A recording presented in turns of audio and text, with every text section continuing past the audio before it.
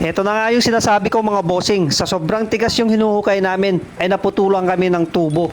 Pag tinanggal mo yung manggo na yan, ay mahuhulog na yung tubo. Yan, mag-ingat ka lang. Ayan, nahulog na talaga mga bossing. Ito na oh.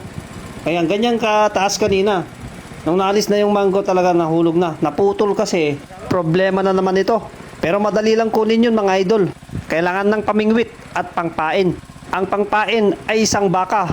Baka wala. Joke lang mga idol. Kailangan na natin itaas yung mga tubo mga idol.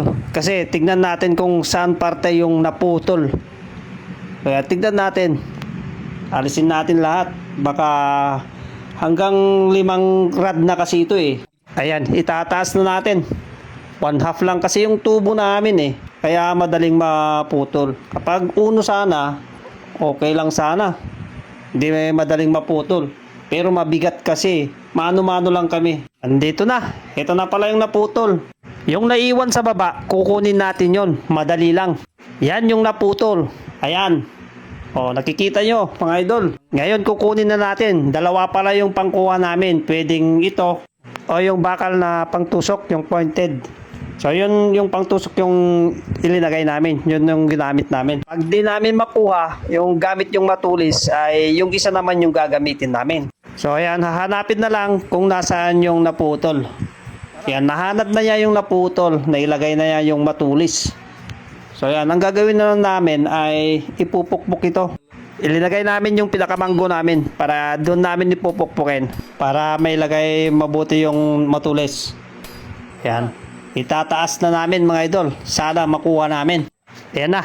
Tataas na namin. 4 na rad lang yata to eh. Yan.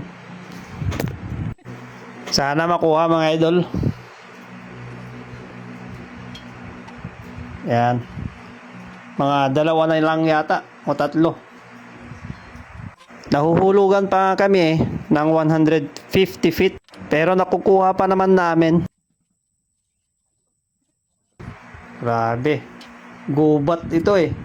Gubat itong nagtrabahoan namin. Yan na. Lapit na. Isa na lang. Ito na yata.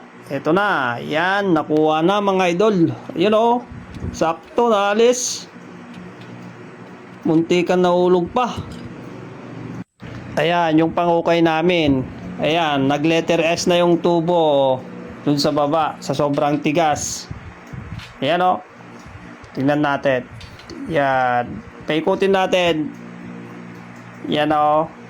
Grabe. So yan mga idol.